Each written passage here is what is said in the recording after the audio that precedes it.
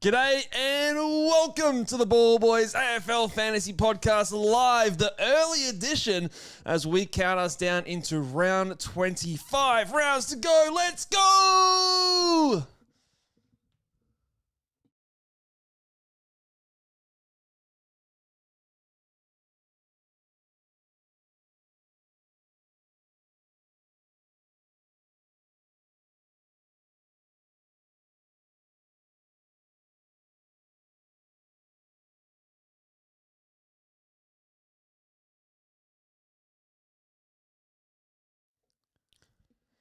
G'day and welcome again to the Ball Boys AFL Fantasy Podcast. I'm your host, Mitch Casey, and you can find me on Twitter at Ball Boys Fantasy. And I am joined, as always, by the rock solid man himself, the ever-present Luke Roderson, here in spirit, body, and soul. How are you, mate? Thank you, mate. Quite the intro. I am all those things. You're absolutely right. Accused of some other things on our Wednesday night Patreon show, but still here. We'll keep that one to the patrons, I reckon. Let's not get flagged on YouTube. But how are you, mate? I'm good. We're starting a bit early today, and that's because we are pretty ordinary planners. Because we have a bit of a double date night with the better halves tonight. Little cute family time out. Yeah. But we organise it probably just half an hour too early for us to get there on time. We're going to, I don't know exactly what it is, but it's some Harry Potter themed experience. So yeah, I actually have no idea what it is, but Harry Potter, sign me up, mate. Sign me up. You bringing your wand? Yeah, always, mate. Yeah, That's good. Yeah. What kind of one you got? the Wayne kind. 150 incoming. 150. But yes, so that's the reason we're a little bit earlier than normal. Yeah, it's on us. We just planned this one shit, and we can't let down the better halves because that would cancel all things the podcast. So. We have a lot to talk to now. Obviously, we won't have the 5 o'clock teams today, but there is only 2 games on that Sunday, and hopefully nothing too relevant to keep an eye on there. Before we get talking about the Thursday night game, we got a question here by Timmy. We do. Timmy coming in hot. Well, Timmy's coming in hot, and he's coming in just a little bit of a warning for you, Mitch, because you might be taking on Tim in Tim's league in the finals. So you better bring your A game, mate. Next week. Okay. Tim is killing it. That's it. I'm trading out just for cash gen this week and just loading up next week. Lock in. We've got to try and beat. I don't think you're a chance, mate. My money's on Tim. Yeah, probably. One of us is in the top 1,500. And the other one's in the top 100. So, my money's on you too, Tim. But I'm coming good at the end of the season. You're getting there. You're getting there. Say. You had a bit of a mare last night. Do you want to reveal your just laziness, in my opinion? Look, at the start of the week, I did some quick trades, and I'm at the point of the season now where I'm going, I don't care who my rookie downgrade is. I just want to get someone in who's going to give me enough cash to make the upgrade that I want. I still want them to be a playing player, and I was going to get in Flynn Young. And he obviously was coming off the back of, what did he score? 55 last week, 255k, forward line. Yep, you'll do. But left it there all week. Just stopped thinking about it. Recorded our podcast, did our Wednesday night Q&A, and last night had a bit going on. Just totally forgot to review that. And because I knew I had no one coming into my side as a premium last night, I just didn't think about it, and I forgot that he plays for Carlton. They've already played, so now he's a red dot there. I can't even loop him, and not only is he a red dot that I can't loop, I paid an extra 25k for that red dot that I can't loop. This to me is the height of your arrogance. You just said, you know what, I'm going to bring in red dots that are 25k more expensive. Just to can't loop. Yeah, just because no DPP. Horrific from you. Absolutely horrific. So if I fuck up a trade in the next 5 weeks by it will happen. Less than 25k, yeah, I'll be very upset with myself because that was totally avoidable. But yeah, anyway, that's just me fucking things up to finish the year. Nothing new to see here. So in addition to that, last night a few things going on, not hugely fantasy relevant, but Meek. Yeah, he was small. He was small. He was okay last week, but this was always the concern for both you and I, that he had tough runs coming out. So I think we did express that we wanted to trade him out. Hopefully you did. The other player that I was also very keen to trade out, especially with his retirement coming up, was Doherty. And there was a little bit of talk about, the retirement game, the send-off game, and that didn't really happen. What did he score, like 75 or something in the end? Did you end up trading him? Is he one of your trade-outs? Doherty, yeah, I ended up moving him. Did you see the 40-point third quarter? Oh, so he saved it to a 70. Yeah, correct. Okay, yeah, I didn't watch this game, but yeah, shout out to the Doc. Shout out to the Doc. Great career, and bit sad to see him hanging it up. But probably the only decent trade in last night was maybe a Dylan Moore. Scored a 99. I also saw that Hewitt had a 116. I swear I was looking at those scores, and I thought I saw him at 116 with like 15 minutes to go. He may well have been. And might have just stopped, but correct me if I'm wrong in there. If you brought in Dylan Moore as an additional forward in your team, if you were in a great position, are you taking that as maybe a loop option? As a 23rd? Yes, I think I would. A 99 in the forward line is, that's going to get it done for me. I think I'd be taking 85 plus. I'd probably even consider an 80 plus. So yes, I think I would take that over a lot of my other forwards. Yeah. You're reading it wrong, mate. Hewitt went all right in the last quarter. So okay, maybe I'm just seeing things and being delirious. Tim follows up by asking if we've seen the Timbercat League, and yes, we have. I'm following along. I've got it right up here in front of me. So we're following that along. And he also asks, is it okay to go Merritt to Jack Steele next week or McKercher to Zorko? Now, I am pretty keen with Steele. His run to the finish of the season is probably the best in the competition. Yeah. Merritt to trade out. Is that something we tick off, or would you rather get rid of McKercher to Zorks? Oh, McKercher to me, I feel as though is a chance. He's not going to score in line with the top 6 defenders, but if he's not tagged, I think he's able to get pretty close. Merritt has just been so past, and it's not the role has come good, but it's just the fact that Essendon are so horrific. And it's not like it gets easier this week or tonight, should I say, against the Dogs. Yeah. And I think Jack Steele is absolutely killing it. I think maybe it's a little bit old school. It's a bit vanilla to still say McKercher to Zorko. Just Merritt is capable. Like, it's Zach Merritt, isn't it? It is Zach Merritt at the end of the day, and Geelong have been a bit hot and cold when it comes to matchups. St Kilda similarly. They're teams that may tag or might not. Like, it's not a guarantee. It's not a Sydney. But Sydney is next week, so that might be the concern. So I think it's a luxurious move. I do think McKercher, he's not a top 6 defender, though. And I think you're more guaranteed to get a points rise on that side. So, Tim, I'd probably go the McKercher to Zorko trade as well, and just cross your fingers that Essendon are so bad that City don't bother to tag. Continuing just quickly with last night's game, Adam Chera. It's probably just me that still owns Adam Chera. Surely. It was going well for a little bit there, but I think he's back to Chera V1. He just is what he probably was at the start of the year. Yeah, he's someone that probably needs to go. Not a top 8 mid. So yeah, that's probably a trade booked in for you next week. And not too much else. Farrell. Oh, Farrell. Oh, that Farrell. 103 after he had 37 points the week before. It's just one out of the blue, but make some cash. The wrong time of the year, Harry. He's over 300k, so I think we're looking for cheaper. Yeah, for sure. All right, mate. What about just more general team Teams. reactions? What do we see? So Rosie's in. Rosie is in. I think that was the big one we were waiting and watching for.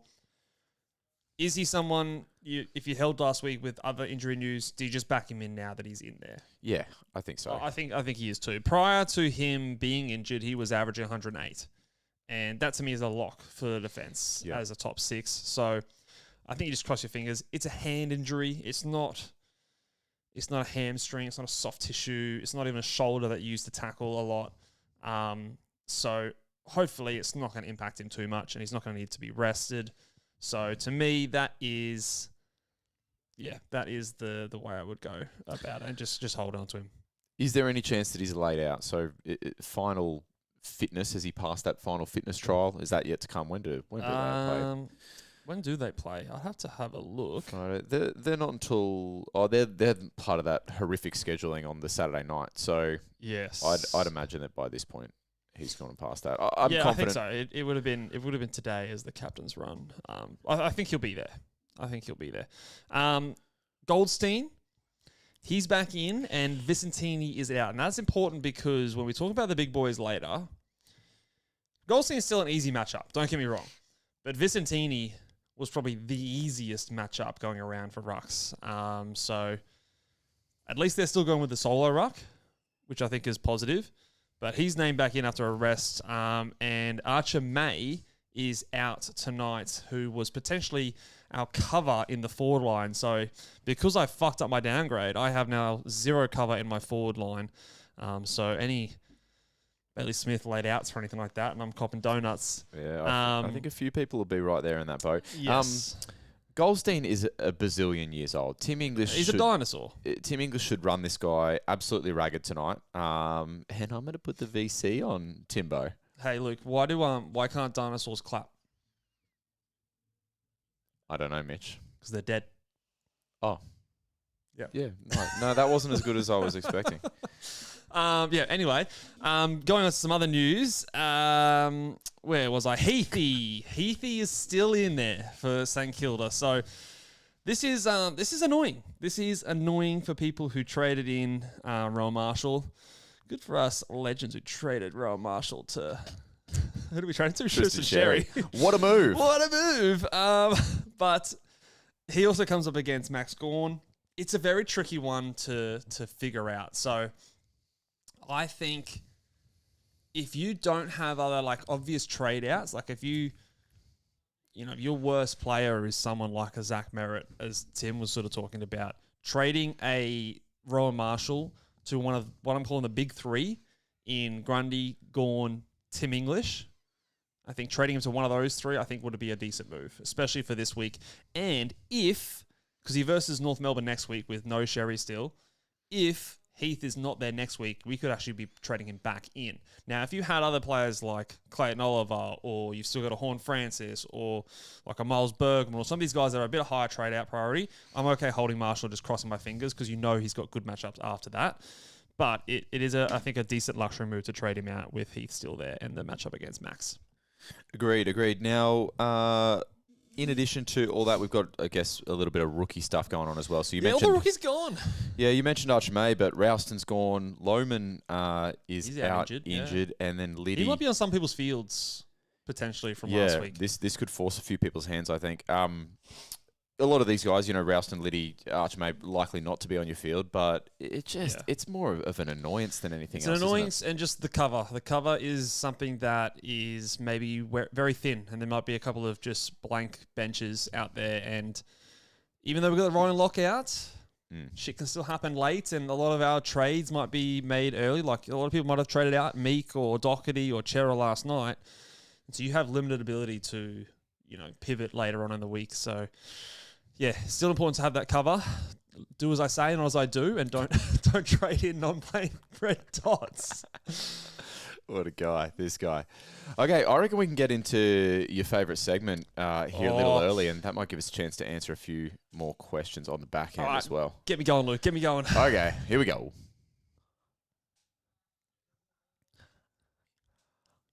Woo! Okay, it is bounce back week for the big boys. Grundy was good last week, and I was one of the only people that picked him as a captain. But other than that, my big boys, I won't lie, they kind of sucked, Luke. They kind of sucked. The two GWS boys were the best ones with the 110 and 109. I don't know if you can be trusted anymore, mate. You've fallen off a cliff in this big boy picking. No. This week, there are so many good captain options. You won't even be able to miss one if you tried. There's so many good matchups. So my top 5 here will average 130. Guarantee it. So starting at number 1. Now, how do you not have this guy at number 1? There's one reason I can think of, but I'm not getting spooked. He's coming off 160 points. He is playing Richmond, the easiest matchup all season that don't tag. Yeah, they suck, yeah. They do suck. He is going for a Brownlow. This guy is not going to ease up. He is trying to win a Brownlow. Nick Dacos is on fire. Yeah. He's the best player in the game. How is he not anyone's not number 1? He has to be a lock for your number 1 captain and the player that I would be keen to roll into. The only small flag is that Collingwood beat up on Richmond so bad he gets rested. But I think my Brownlow point supersedes that. And there are a lot of other older players in Collingwood, because there are a lot of old players in Collingwood that will get rested before a young, fit Nick Dacos. I would hope so. You're discounting the fact that the Mighty Tigers are on a win streak. No. Got a bit excited there, mate. Your mic popped up. I think that maybe you... talking to your number 1 captain and just, visual representation of what's going on the desk. Very up and about. So I think that maybe... was there no music again? Let's get the dub. No music! Oh, why is there no music? We can hear it. You heard it, right? Yeah. This happened the other day. It doesn't matter if we could hear it. It'd be nice if they could hear it. Yeah, shit. Well, that would have been awkward 5 seconds. Just us going like this. A little bit of these ones. Oh, dude. We're going to have to do some more a cappella gear. Yeah, okay. What were you saying before I wasn't listening? I was just saying Tigers for the dub. Yeah, cool. Who's numero 2? Number 2 is Maximus Gornius. He's going to be back this week. We had the tough run, and we all knew, and this is why we were recommending trade out of Max Gorn 4 weeks ago, because he had the red run. That is over. He has now got green in his next 4. The number 1 easiest matchup for Ruckman in the last 5 is St Kilda. They give up the most points to Rucks. And I think Max, this is the game where he had the fitness test last year. Do you remember this? I do. Had the late fitness test. Yeah. And dominated Rowan Marshall. So he could very, very close be the number 1 option. doesn't quite have the form, but I think he's playing healthy. He's playing well. He's just had a couple of hard matchups leading into this one. So I am very confident to go into Max Gawn as a captain. Now, they play at the same time because of this scheduling. Well, not the same time, but an hour later than Nick Dacos. So you can't VC 2 into 1 or 1 into 2. You can't do that. So you have to pick between one of those two. Number 3 is tonight, and that is, 3 and 4 tonight. Tim English at 3 and Bontempelli at 4. Now, there is a world where I have them in this order, but I could see an argument for having Bont as a vice captain with a higher ceiling than what we've seen from Tim English. The concern for me and why I probably won't go that way is Bont likes it a bit tougher, I reckon, and he strikes me as a guy that might just cruise around in second or third gear in this game. I think so. I think there's a chance he moves forward. If he kicks goals, it's not the worst thing in the world, but I definitely think that he... Because we saw that in the GWS game last week, hey? Yeah, and the thing about going English is your ruckman has no choice. He's going to be around it. And I just hope that Tim is going to dominate Big Goldie. But it's a VC. So it's a VC. You can, if you have a preference, I mean, either way. Briggs had 83 last week, and that's like 30 overs his average because he's been terrible. And he still doesn't play time on ground. Like, what was that? 83 in 58% tog. Oh. 58% tog, and he got an 83. Tim's going 160. Now, that was Vicentini. We have to remember that, but he dominated. It was a bloodbath in the ruck. So that's why I'm going English at number 3, Bont number 4, and number 5. He's a bit farther down. Brodie Grundy sneaks into the top 5. He also has a decent matchup. It's probably not as positive as Gawn and English's, but he's obviously been the number 1 ruck for the last 11 rounds. He's had a few 130s. I don't think he's had a 140 plus this season. So he's been consistently right up there. Yeah. And I'm just fact checking myself. Yeah. So his highest score on the season is a 137, which, don't get me wrong, is big. But it's not a captain when I've got these other great options. It's not a captain that I'm scared to miss out on. So famous last words. But he does slip into number 5 because I think he might be one of the safest options, I think, going around, obviously, week to week. Well played, mate. Well played. It would have been nice to have some music, but yeah, it's the big boys. We can still get around it. Big boy. You were on a roll there. I didn't want to interrupt your segment, but Tim is playing chess, not checkers, as well. He's thinking about what you're doing. Tim, you just mind what you're doing over there, mate. He's over at Mitchmond. He's concerned about what's going on over there, so he might be bringing in Steele to match you. Well, next week. I'm nothing but transparent. I am getting Jack Steele this week. So your move, Tim. Your move.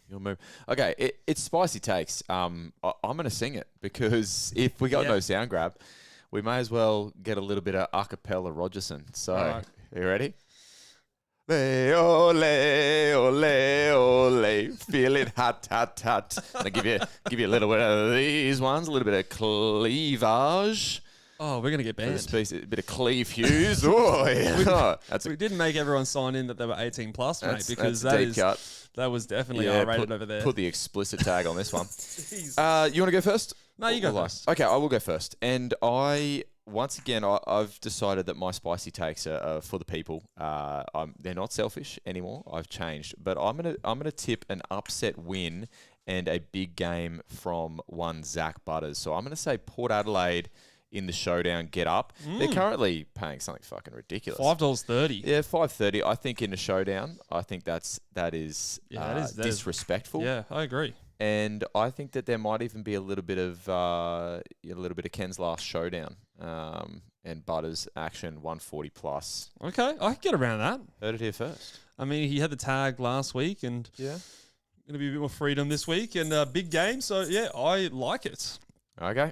All right, the maracas are yours, my friend. I'm going with another classic season long, but we might actually remember it now because there's only 5 weeks left. And everyone's talking about Brodie Grundy. Brodie Grundy's this, Brodie Grundy that. He's the best. He's the ruck pig. He's averaging 125. Blah, blah, blah. Max Gawn, highest averaging ruckman for the season. From now until the end of the season, actually, no, not even that. For the entire season, when the season is all said and done, we're going to look back and we're going to see the number 1 ruck for the year was Tim English. He was the guy all along. Ooh. He's currently the 2nd highest averaging ruck behind Max Gawn, so he needs to perform better than Max Gawn in the next 5 rounds to to win that title. So he's averaging 109. Grundy is averaging 106 for the season, and Gawn is averaging 111. But Tim English is going to close out the season strong, and we're going to look back and go, Timmy Time was the pick. He was the guy. I'm all for it, mate. I'm on board that pick. And we're going to start keeping you accountable to these season-long picks because I know your game. And you just want everyone to forget your shit picks. Yeah, I don't want anyone to remember the fact that I said that Tom DeConey was going to average 110 this season. Yeah, that was unimpressive, wasn't it? Yeah, bit of a swing and a miss there. Yeah, where the fuck is Tom DeConey gone? Jesus Christ, don't be paying that man. Yeah. Okay, well. Don't be paying rucks, full stop. No ruck is worth 1.7. Oh, there's Big Max, he's pretty fucking good. I stand by it.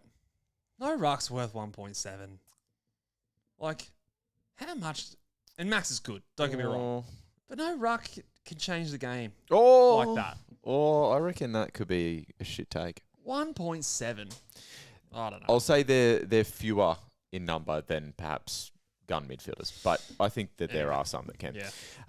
Let's answer some questions. Let's do it. Pop them in the chat, guys. We've got a little bit of time here at the end. Scroll down there for me, Luke. Look at some questions. Yeah. Okay, so. What do you got for me?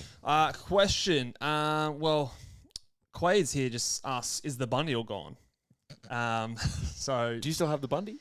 Yeah, it's downstairs. Yeah. Maybe we crack it open on the last live show of the year. It'd be a good celebration. Last live show of the year. There you go, Quade. Yes. I guarantee you it won't be gone by then. Because I won't be drinking it. Yeah, I don't think we've touched it since. Okay, so Tom asks Jason Horne-Francis and Johnson to Nasiah Wanganeen-Milera and a rookie, or Horne-Francis and Rosie to Whitfield and Bont. I'm probably the first one here. Yeah, I'm holding Rosie now that he's been named. And Whitfield, he's versing Sydney this week. Yeah. I think he's walking into a tag. Yeah, I think he is too, and that's why it sickens me that I'm still trading him in. But I'm a sick puppy. I'm a naughty boy. Why are you doing that? I'm a naughty boy. Oh, you can't afford Sinclair. I can't do anything. I can't do anything good, and so I'm gonna duck when everyone else is dipping and dive, dip and dodge, duck. quack. So yes, but I agree with that. So I'll go Wang. Get a bit of Wang in your life here. Yeah. Eskimo is in the chat. Eskimo's killing it this year as well. Eskimo says Bergman to Gawn and Clark to Mentha. Banking 200k to get a 23rd next week, or is it Berg to Gawn and Rosie to Whitfield? No, it's not the second one. I think going Rosie to Whitfield, you might be a points downgrade. So in this particular instance, you prefer just bank a bit of cash? I think I would because I actually think the other option, yeah, you're just losing points and not getting cash. So yeah, I'd probably just do that. Yeah. I'm Mitto here says, lads, would you do Rosie to Wang and then Kirch to Holmes, or would you go Daniel to English via DPP? Oh, Daniel to English seems like a big upgrade. I like that. If it means you're holding Rosie as well. I can understand the logic behind it, but if Rosie's named and he's not the starting sub, what would be the point in naming him underdone? Like, Port can't make finals. It's a hand injury. It's not. I think we're fine. I think we're good.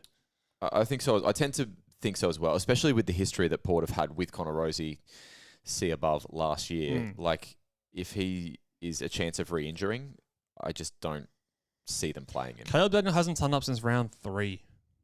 Tim English turns up every week. And I just told you, he's going to be the #1 averaging ruck for the season. So he just mozzed the shit out of it. No. He's above Mozzes, the old llama. Clips here says, would you upgrade McKercher or would you get a 7th forward? This is a good question. It really does depend who Kirch is going to. So I like to talk about like the locks as the top 6 and top 8s. Yeah. So if you're going from McKercher to a lock, that is Wang, that is Whitfield. But would you trade him to Whitfield this week? No, I wouldn't do it Whitfield this week. Yeah. No. So if it's to Wang, then no, I'd do the McKercher upgrade. And if it's to a midfielder, if it's to Dacos or Bont or who else we got? Brayshaw, who's versus West Coast this week. like those kind of guys, then yes. But outside of those top dogs, and not just Bulldogs, I probably would just go for the next premium, the seventh forward. The seventh forward as well, Clips. Keep in mind, Dylan Moore was one that we endorsed on our Patreon podcast on Wednesday. Obviously, he's played Darcy tonight. Tonight is, I think, an option. Outside of that, there's nothing. There's no one I'm super high on as the seventh forward. Yeah, you want guys with big upside and high ceiling, and I think Darcy against Essendon this round could do that. Okay. Tim reckons that I'm in fifth spot there on the Tindercast ladder. Idiot. There's another Luke. It's right. the tactical sub YT. Oh, I was going to say, if I'm in fifth spot, then which I there's think only is a YouTube. five. I think it's a YouTube channel. So shout out to them. Well, I was going to say, if I'm in fifth spot, then fifth must be the last spot. 5 out of 5. It must be. No, fifth overall, as in the competition. Ooh, buddy. Is well, actually, yeah. So he's leading the comp. So yeah. Tim, who is top 100, is not even the highest ranked coach in the league. So it's tough competition over there. I'm in third, so obviously right behind those guys. Yeah, just a whisker behind just them. a little bit behind. Sean's got his finger on the pulse here. Jack Steele named in St Kilda's side this evening, despite an apparent shoulder concern. Just to make your life hold up. A little bit Jack difficult. Steele. This is what Sean in the chat is. I reckon you jump on the Twitter sphere, mate. Where am I reading this? Where Where am I reading this? Up a little bit, mate. Yeah, scroll up. Okay, sorry. Because you're making me We nervous. found something you're interested in. Yeah, Jack Steele will be named in St Kilda's side this evening despite an apparent shot. What? Okay, hold on. This has escaped my... Okay.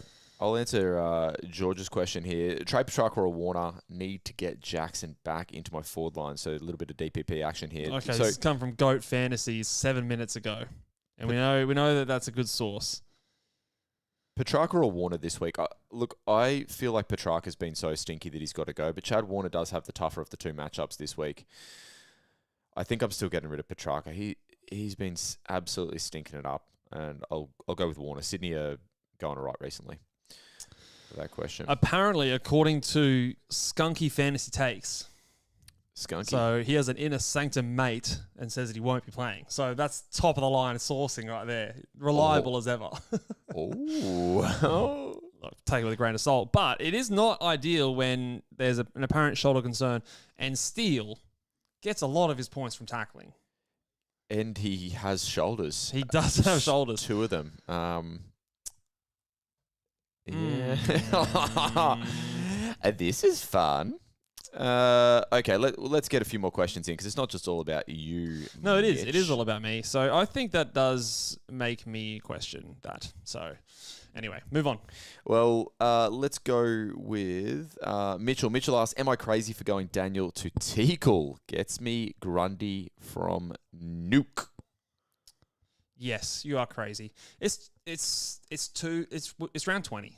It's round 20. I don't think we can muck around with these speculative plays. But Teakle, the forward line is so fucking shit. No, and it's not that shit. It is that shit because he's playing number one ruck. I've often said that you would Did almost... you see how many hitouts he got as the number one ruck? Number one ruck? I'm a glass half full guy. And I say that he is not going to get that fewer hitouts this week. Okay, he might get 12 hitouts. I think this could be a thing because the forwards are so shit. Like we've been fucking happy with mediocrity City Caleb Daniel for the last little bit. We're not happy with it. We're just not unhappy enough to move him out. Which implies acceptance. It's disgusting. I think that as the sole ruckman for any team, you can fall. A great run, by the way. Actually, that's a great run. I'm telling you, you could have your shoelaces tied together and score 80 points as the number one ruck in any team. No, I can't tick it off. It is look, as an F7 loop, sure. You can do it as an F7 loop, but not as an on-field option that you're relying on. No, I've been seeing him so well this year, Mitchell, so go with me. Okay, pick a question out for me, Mitchell. Okay. Trade Petrarca or Warner. Now, I'm not sure. Is this a trade in or trade out? I already answered this question. Oh, sorry, my bad. I was panicking. What did you say? I said ditch Petrarca. Yeah, Petrarca. Warner's fine. Warner's actually good. I'd almost trade him in. Steele or Dunkley? Now, I was Steele, but I might flip now. Oh. This time of year, luxury trade season, it makes me do crazy things. But How late can you make this move? You can't be trading in someone who's got a little niggle. Okay. Everyone needs to be tip-top. Very troublesome because St Kilda are the last game of the round. So you have absolutely nowhere to go. When do Brisbane play? They play Saturday 1:20. So first game on Saturday. Is there anyone tonight? So Bont. Okay, if you didn't have Bont, I would make that switch and I'd get Bont in over Steele. Dunkley is probably further down. So I think anyone tonight, it's Bont. Matty Rao, baby. Matty Rao. If you've got an extra 15K laying around. Extra 15K. Oh, he's actually that expensive, isn't he? Matt Rao is your man. Stop disrespecting the cud muncher. Yeah, I am disrespecting him. For sure. This could be the beginning of a breakout season. We've also got a report that Max Heath is out omitted. Oh! Says David Clark. And he's right. We are back in business. So if you had a Marshall trade out, I might Uno reverse that one. Because after this week, it is a serious run of fixtures. When he's the solo ruck, it doesn't matter if this week's tough. It's It's Ron Ron Marshall. Interesting that they've done that in the Max Gawn matchup, that they were happy to do that with the other matchups, but not this one. Interesting. And guess who else is omitted? Mason Cox. Oh, Cox pulls out. Cox is out. Not back in, but out. So that's good for my boy, Darcy Cameron. So a couple of ruck news on the 5 o'clock teams. So lots of things spicing this round up, I think. Am I freaking out over Steele? Is that unwarranted? It could ruin you because you have no cover. Am I right in saying that? I have cover in the midfield, but I'm not trading someone in, thinking, oh yeah, I've got cover, it's fine. Like, if he was already in my side, I guess. Okay, if there's any whispers, you have to move off it, don't you? Because you have to. I'm trading him in. He's not just in my side already. No, I'm trading him in. So no, I get. You have to move to Rao. I get you.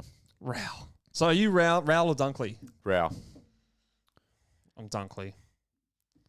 Dunkley has Gold Coast this week. One of the easiest to tackle teams in the competition. Cute clash. You told me that when they played Collingwood, and there were lots of tackles in that game. Did you see the tackle count? Dacos just didn't get amongst it. Makes me sick. I hate you. Yeah. Here's another question for you. Does Dunkley run alongside Rao or Anderson as a bit of a defensive role? I think he could go to Rao. Yeah, it's weird because he's more of a kind of stoppage negator, isn't he? And then you would say that Rao probably does his best work at the stoppage. But what Rao does, can you stop it? I mean, Dunkley might be out. If anyone can, Dunkley could at least make it harder. Could quell the influence. Yeah, a little bit of quelling. Well, this part of the show is not actually about us just answering your questions. Yeah, sorry. There's a few things going on. All right, let's give me 2 more questions here, and then we'll wrap it up and let people. I want to keep pounding the pavement with Teakle. So let's go to Lockie's question. Oh. Hey, legends, doing Dr. Dunks and Rouston to Teakle and using a loop. Tick it off. Yes, I would tick that one off because you got some cash. It's a loop issue. It's a loop thing, and you're still getting a good upgrade from Dr. Dunks. Teakle, let's go Teakle. And it looks like we have to finish on Big Timmy because he's snuck in with another super chat. He's flip-flopping like I am. We always do appreciate your super chats, Tim. He says, do I do Marshall? Don't do him, but if you want to trade him in. Oh, no, you want to trade him out. Do I do Marshall to Grundy or McKercher to Zorko or Merritt to Steele? I think McKercher to Zorko is probably the best play. I think there will be a decent gap between Grundy and Marshall this round. But now that Max Heath is out, you're not doing that. But I think that will even up next round when Marshall goes 160 against North Melbourne. Oh, he's going to dominate North Melbourne. North Melbourne, no Sherry. Yeah, it'll be big with no Heath as well. Grundy has 62 hitouts against them. Marshall doesn't even fucking need hitouts to go big. Imagine you add 45 to 50 hitouts to Rowan Marshall. No, that's a nasty score. I get you.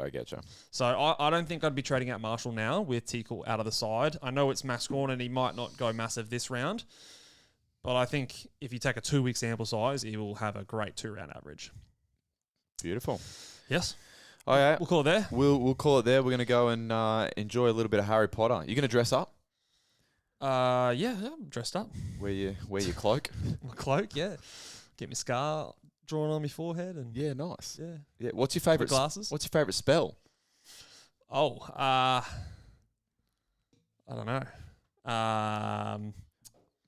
Mine's Erecto Leviosa. Jesus. Erecto Patronus, Ellie says from the distance. Stole my gear. No, she said it better.